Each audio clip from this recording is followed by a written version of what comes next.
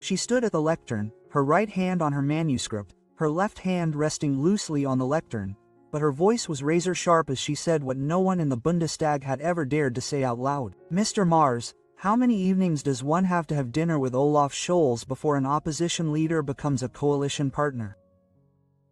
The camera zoomed in, the room held its breath, and Friedrich Merz froze for a split second long enough for everyone to notice. That's how it began. No big bang, no scandalous paper, no sloppy financial plan, just one sentence, one suspicion, and one look that said it all.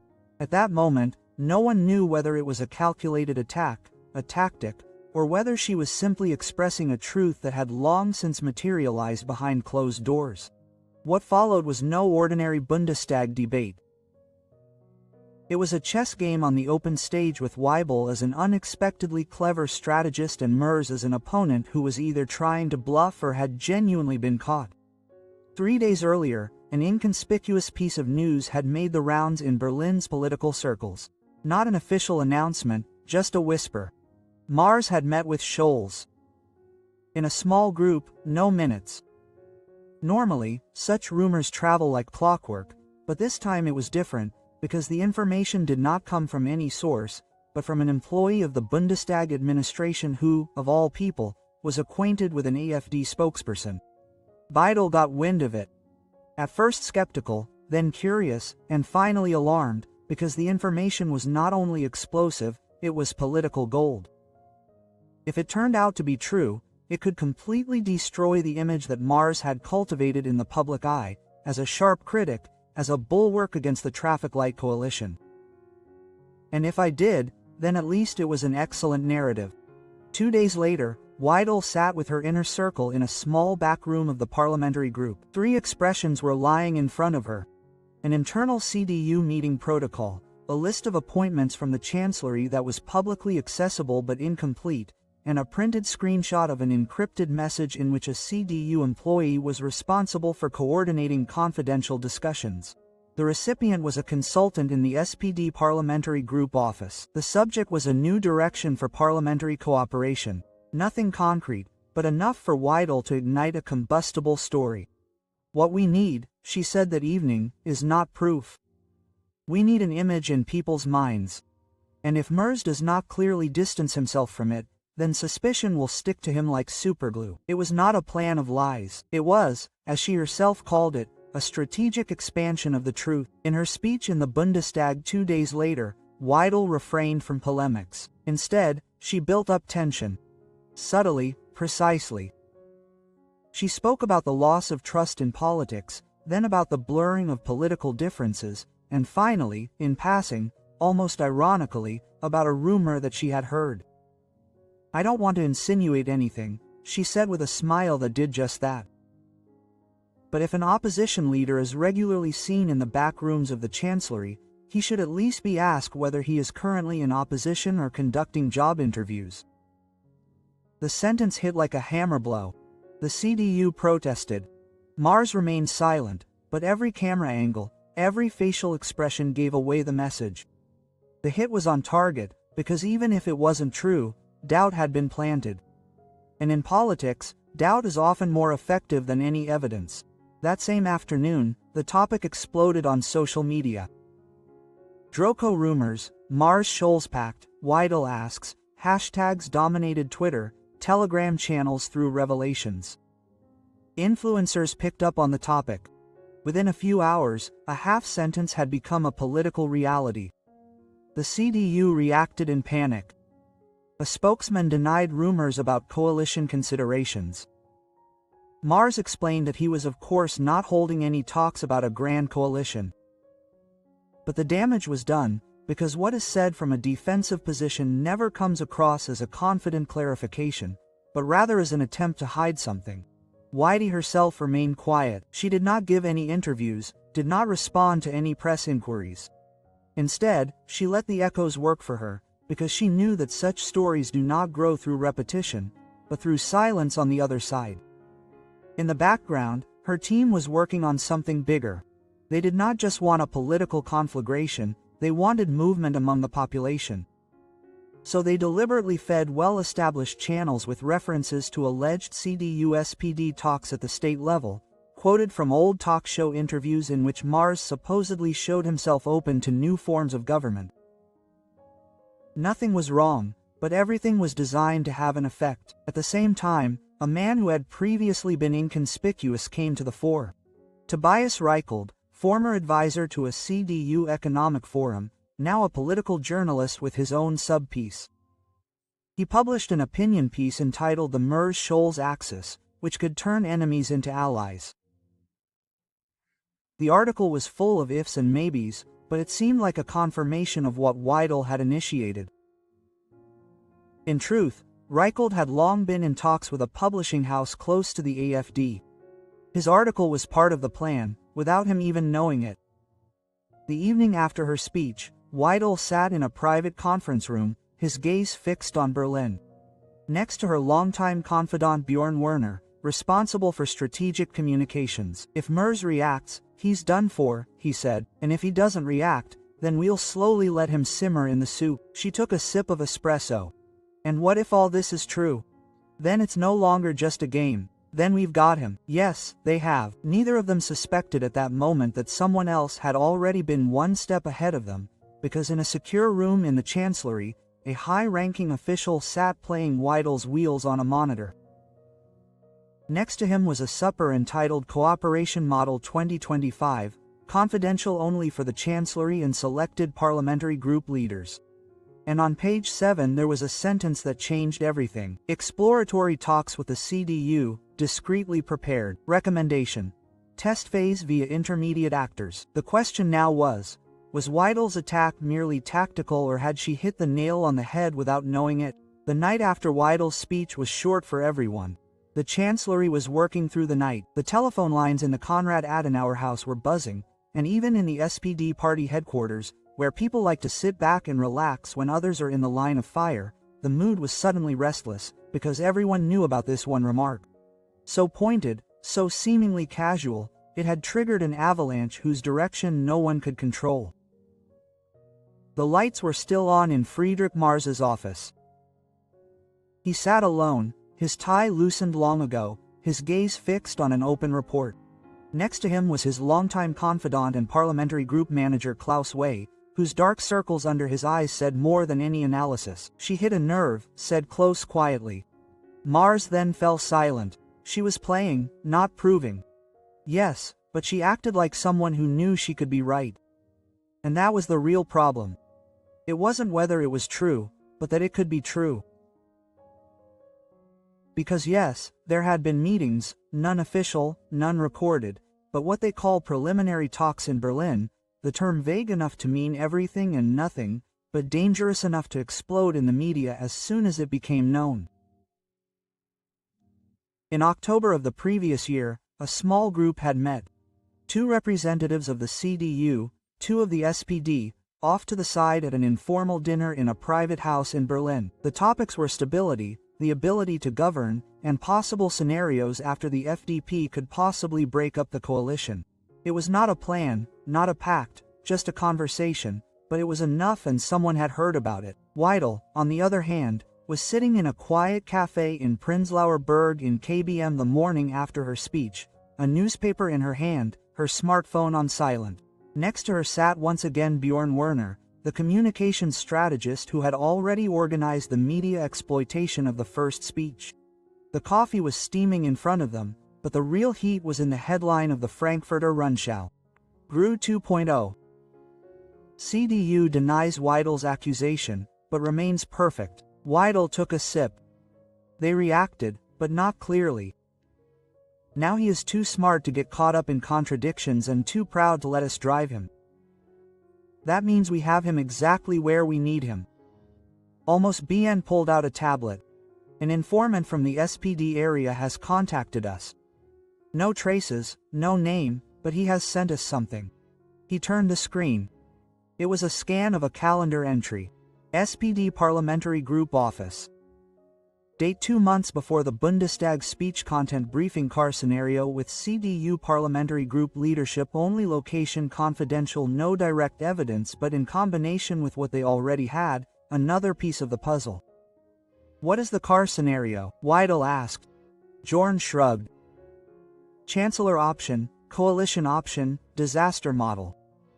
No idea, but there's only one thing worse than a political scandal. A scandal that looks like a jigsaw puzzle without a picture. Exactly. On the same day, the AfD's social media team specifically fed Telegram channels with the image of the calendar entry, pixelated but just legible enough so that the crucial words could be recognized. No direct allegations, just questions. What is the scenario? What did Scholz know and since when? Is the CDU secretly preparing to return to government? CDU representatives tried to explain themselves on talk shows. Too late, too defensive. Meanwhile, Weidel did not appear. Silence was her strategy, and it worked, because while she remained silent, others spoke, including in the SPD. An older member of the Bundestag for the Social Democrats, already known for his loose tongue, said in a live interview on Phoenix. To be honest, I didn't think it was such a bad thing to sometimes contradict the CDU-CSU. We have to remain capable of taking action. Twitter exploded. Just minutes later, Croco was trending. Weidel knew it. March Scholz. At the same time, something was running in the background that Weidel herself had not yet heard of. An internal database was being updated on an anonymous server operated by a network of nonpartisan civil servants and political researchers, unofficially called Project Mirror Image. Title shifts through narrative intervention case study. Weidel knows more. The conclusion was, for the first time, an opposition force is using a strategic suggestion as a systemic destabilization weapon, not for political destruction, but for seizing power through narrative. The opponent is not the political opponent, but trust in political statics. An employee of this network forwarded the dossier to an anonymous recipient who had already appeared in Weidel's first affair about the March elections. Neo and B replied to for the first time in weeks. She has understood that power is not based on mandates but on perception, but she does not yet know who really designed the game.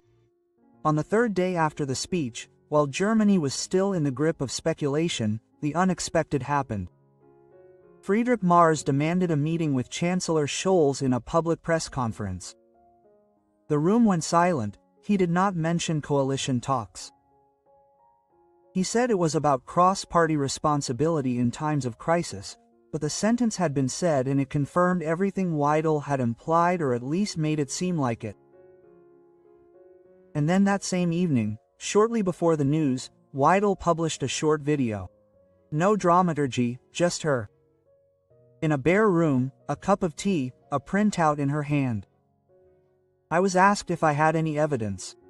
I say I have questions. I ask them on behalf of millions of people who are wondering whether there is still any opposition at all, or whether this has all become a big acting troupe. Then she looked into the camera, and if it was just a rumor, why did Merz react as if would it be true? The video went viral. March was isolated, the CDU was divided, and the SPD began to wonder whether they hadn't made a mistake after all, or whether the real mistake had been not admitting it early on. But while the Republic was debating across party lines, another force was preparing to enter the stage, because somewhere in a database in a dossier with the title Project Mises, Weidel was no longer seen as an opponent, but as the next player on the playing field. The sun was low over Berlin as the city fell into a strange silence. 3 days after the speech, the political atmosphere was no longer electric, it was charged. The press spoke of a Weidel doctrine, the art of creating political realities in which one only asks questions. She was celebrated on social networks, feared in party headquarters. And in the corridors of the Bundestag, one could suddenly see whispering groups, hushed voices, frantic phone calls everywhere, because something had happened that no one had expected. Weidel's insinuation was not just a rumor, it had set something in motion. The Chancellor Olaf Scholz sat in a conference room with a grim expression. Next to him were reading Kringball, Finance Minister Lindner, and 2 advisors. On the table lay a thin dossier marked in red, Car's scenario, minutes of conversations, enter. How did this get public? Scholz asked calmly with that controlled coolness he had acquired when something really hit him. Kingball cleared his throat. It was never intended as an official plan, just a discussion paper. A discussion paper, Scholz repeated quietly, that looks as if we had been conducting coalition negotiations with the CDU for months. Do you have any idea what that means? Nobody answered. That means, Scholz continued, that Weidel has not just attacked us. She has created a reality in which we have to act as if it were true. And that is the most dangerous thing in politics. Limner looked up nervously. And what do we do now? Scholz raised his eyes, calmly, almost composed. We will ignore her and hope that the truth is boring enough not to bother anyone anymore. To be interested, but that was the biggest mistake of his career. Meanwhile, Weidel prepared for her next speech. She knew the moment had come to seize the momentum before the other side could recover. Her office was silent. Only the white clicking of her fingernails on the edge of the desk broke the rhythm of her thoughts. In front of her lay a note that had occupied her all night. It was not a message from Van Werner, not a letter, not a leak. It was an email from an anonymous sender. You are right, but you have no idea how right you are. Subject Cars Scenario Original Source Attachment Encrypted File Project R. Weidel had not opened the file yet. Her specialist warned her it was too risky, but curiosity nagged at her. Project R that sounded like the shadow beneath the surface, and then suddenly there was a knock on the door. John Werner entered, his face tense. Alice, we need to talk. Now he put a USB stick on the table for her. We have a source, former research associate from the Ministry of Economic Affairs. He says that Scenario was never a purely political project. It was a simulation test, codename Project Rhetoric. What is that supposed to be? She asked. A communication simulation developed to test how narrative control works. In short, a model that calculates which political narratives shift majorities based on tone, choice of words and emotion. Weidel, start it up. You mean to tell me they simulate democracy, not simulate taxes, he replied. Taxes? The file he gave her contained internal presentation slides with frightening clarity. A diagram labeled Projection 2024 to 2026 showed various scenarios of political communication. Under Scenario D it said, public debate about possible grand coalition, triggered by external actor, tested for resonance capacity, and under external actor there was a code. Weidel felt her heart skip a beat. Quote, that can't be. Yes it is, BN said calmly. You were the scenario. They factored you in. But how? They wanted to see how far the public's trust in political authenticity could be stretched. You were the perfect figure, credible, controversial, predictable. They didn't manipulate you. They just waited. Over the next few hours, Weidel fell into a pit of doubt and anger. Had everything she had said, everything she had built up, been part of a simulation? Had she, the declared opponent of the establishment, unconsciously become part of his experiment? Around midnight, she picked up the phone and dialed a number she had never wanted to call again, a contact from her old days, a man who had once worked for the Interior Ministry before he was fired for leaking classified information. Felix Brunner, I told you, Brunner said when he heard her voice. They call it political stress tests, narrative stress tests. They test how quickly narratives take on a life of their own. You're not the first, but you were the most successful. Who's behind it? She asked. An interministerial committee, officially dissolved in 2019, and officially continued by a Singapore Institute for Strategic Governance. The reports land directly on the desks of 3 people. Who? Wardoggard. One of them is Friedrich Mars. The next morning the bombshell exploded. A leak. No official report, no press release. An anonymous upload to an international server. Title: Project Meteorica, Simulation of Democracy. Content: documents, emails, minutes and deployment. Germany electrifies primary test subject Abia. Weidel, Secondary Evaluation Authority FM Mars. The news went viral. The Bundestag was an outcry. The government denied it. Mars remained silent, and Weidel, the one who had supposedly set everything in motion, was suddenly no longer the prosecutor, but the key figure in a state secret. That same evening, she was seen standing in front of the cameras. No manuscript, no team, no smile. "If what is written in these papers is true," she said quietly, "then it wasn't just me who was used, then the entire public was used as a guinea pig." Her voice didn't tremble, but her hands did. "I wanted to show that you can't hide the truth forever. Now I know that the truth was the tool and we were all just part of a test." In the background, in an anonymous office, someone sat in front of a monitor showing statistics, reaction data, and emotional evaluations of the population in response to Weidel's statements, including a commentary written by an analyst. Phase 3 completed. Narrative stability at 867%.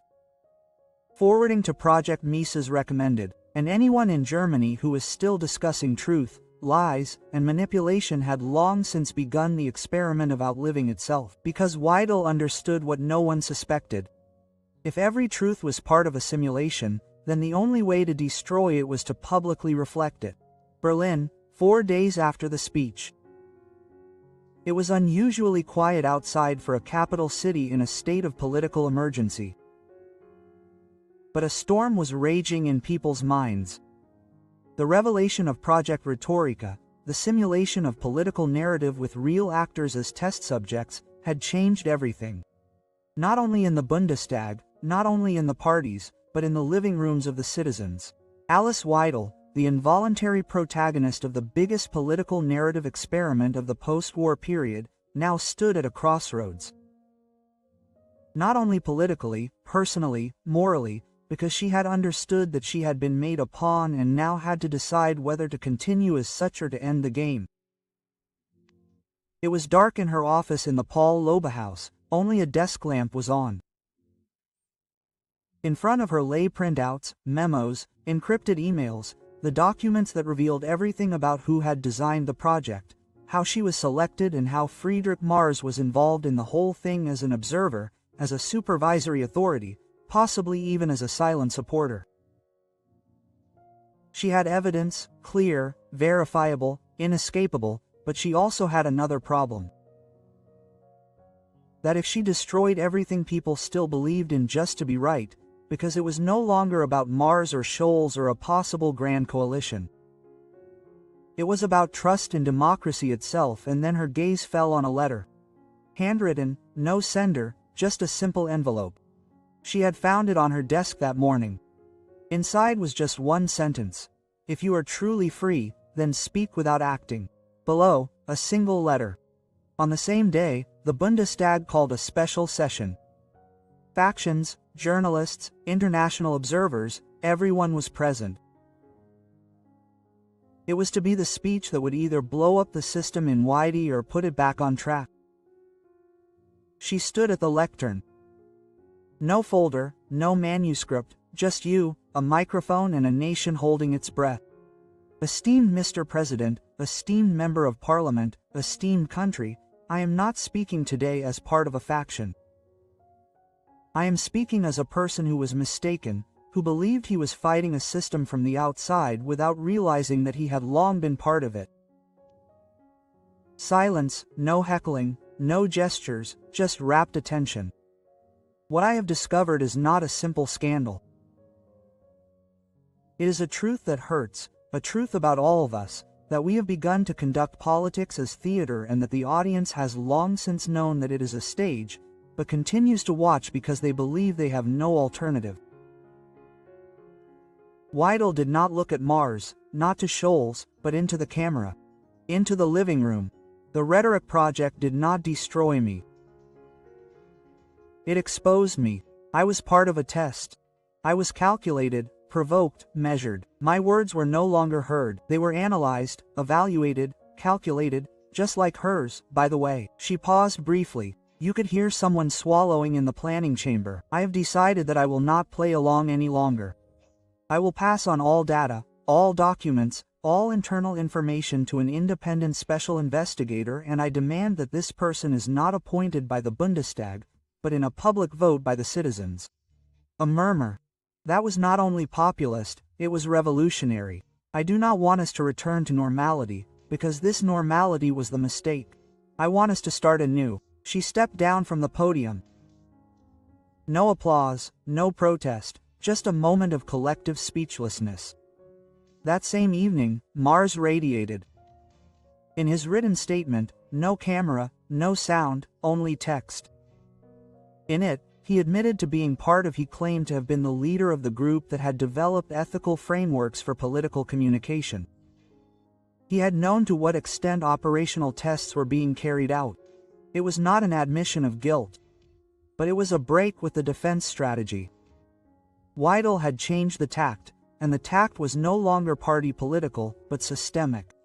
In the weeks that followed, something happened that no one had thought possible. The Bundestag voted by a large majority for an externally elected special investigator, elected via an online procedure, accompanied by notaries and constitutional supervision. The revelations about Project Rathotica led to a reorganization of the party's internal communication structures, particularly in the CDU, and surprisingly she resigned as chairman of the AfD parliamentary group. In a calm press conference, she said, "I am not the storm, I was the mirror, and now someone else has to look into it, and Germany, although not healed, is more alert." Talk shows became more critical, the media investigated more thoroughly. Citizens' forums experienced an influx of people like never before. A sense of responsibility spread that had not been felt in politics for a long time. And when the special investigator, a political scientist from Leipzig, highly respected without a party, said in her first session, "We will not cover up anything, but we will not destroy anything either," it was almost as if the country had taken a short breath for the first time. Weidel withdrew. No resignation, no exile, just voice. She was seen sitting on a train, alone with a book in her hand, The Open Society and Its Enemies by Karl Popper. A journalist later asked her what she wanted to do differently today. Her answer: "I would stop trying to win earlier and start understanding." And deep in the basement of a government building, there was still a server. On it, a deactivated project. Code Rhetorica archive status ended. Next to it, a small entry in the system log. Last reaction: system overwhelmed by narrative self-reflection. Unpredictable outcome. Result: shutdown. Because no system lasts forever when people start thinking for themselves again.